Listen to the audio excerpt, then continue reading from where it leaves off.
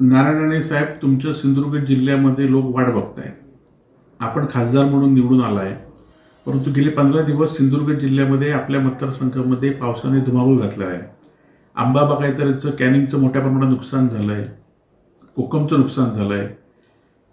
गेले 4-5 दिवस वेगवेगळ्या तालुक्यामध्ये पूर्णपणे अंधार होता आणि आपल्या चिरंजीव जे पालकमंत्री आहेत, आमदार आहेत, त्यांना अधिकारी ऐकत नाहीत, जुमानत नाहीत, हे वारंवार सिद्ध झालं आहे.